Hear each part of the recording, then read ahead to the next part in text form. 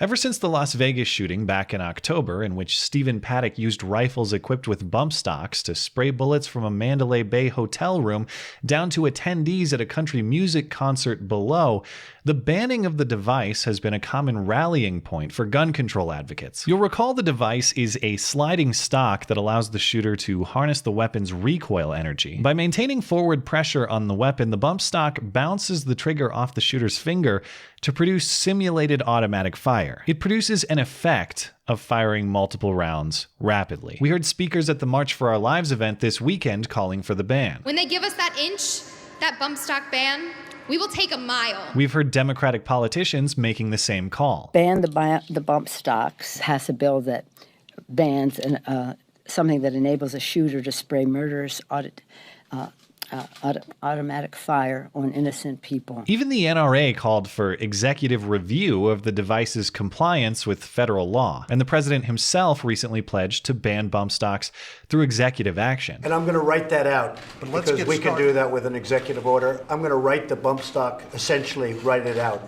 So you won't have to worry about bump stock. Shortly, that'll be gone. Now, the context for that quote is Senator John Cornyn of Texas proposing a legislative solution to this issue, and the president replying that's not needed, because he's going to solve it through executive action. And that approach is where this issue gets interesting, and in my opinion, highly controversial and worthy of some criticism. On Friday, Attorney General Jeff Sessions released a regulation proposal to make bump stocks illegal, not Congress proposing a law, not a court of law finding that bump stocks actually fall within the legal definition of existing regulation of automatic weapons and machine guns, but just the executive branch writing new policy. Or at least that's how I characterize this move, though Jeff Sessions himself and his boss, the president, would disagree. But it's that process here I think we should all be concerned about. Whether you're a Second Amendment absolutist or someone who wants to repeal it and confiscate all the firearms. The important question in this story is not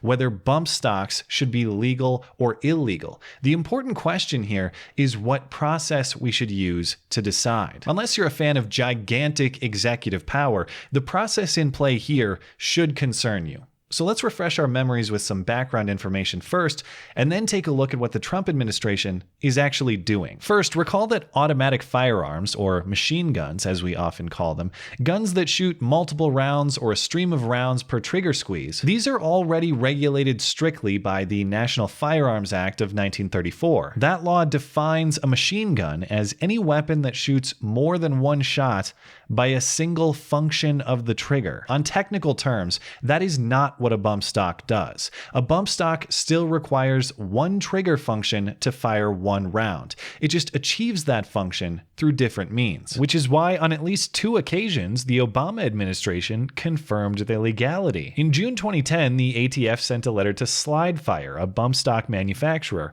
in which ATF technology chief John Spencer wrote, quote, "The stock has no automatically functioning mechanical parts or springs and performs no automatic mechanical function when installed. Accordingly, we find that the bump stock is a firearm part and is not regulated as a firearm under the Gun Control Act or the National Firearms Act." And at least one similar letter was also sent to another manufacturer in 2012. Now, have the facts around bump stocks magically changed in the time since then?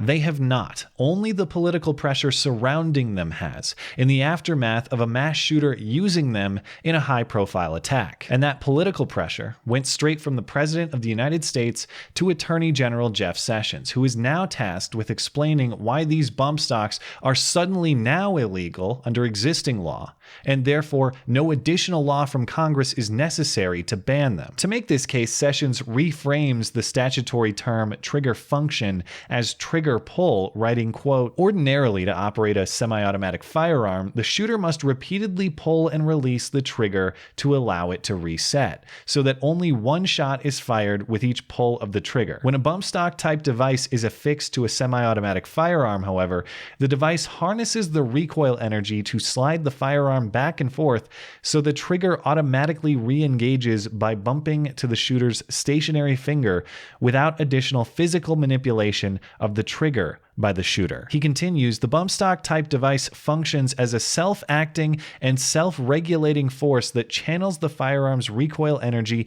into a continuous back and forth cycle that allows the shooter to attain continuous firing after a single pull of the trigger, so long as the trigger finger remains stationary on the device's extension ledge as designed. No further physical manipulation of the trigger by the shooter is required. You got some problems here, Jeff. First, to say a bump stock operates automatically, independent of the shooter, ignores the need for the shooter to maintain forward pressure on the weapon to get the desired effect, a necessity you acknowledge in your own writing. Simply holding down the trigger does not produce the same effect. It requires shooter manipulation. Second, reframing the statutory language of trigger function as trigger pull is simply an interpretation of the law that's convenient to your purposes, not faithful to the law as written. The law says function of the trigger.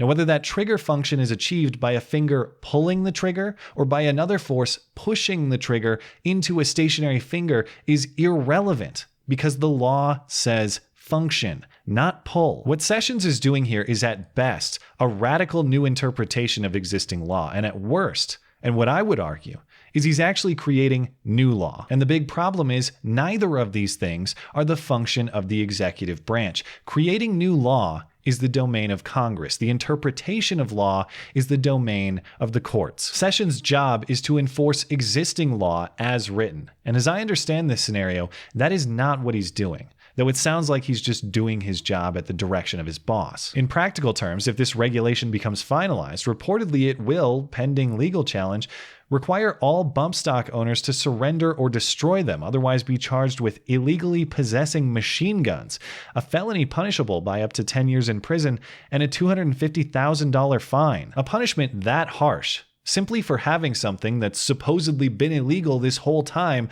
we're just now finding out about it because of political pressure and the whims of this president and reasons. And that is why I don't think anybody should be happy with this move. Even if you hate guns, even if you want bump stocks banned or even all guns banned, are you really comfortable with this much power in Trump's hands? The power essentially to create new law unilaterally. You shouldn't be. If you're a gun rights person, obviously you don't want your rights diminished at all, but certainly not through executive action. Whatever your opinion on bump stocks or on guns in general, I hope we can all agree that if you want to ban something new, Congress needs to write new law, and the courts need to interpret it. If we allow the executive to assume these roles, our separation of powers gets eroded, and power gets centralized. And even if you're forever Team Trump and you like him having this power during his term, I suspect you won't once someone else assumes his office. Don't let it slide just because you like the president.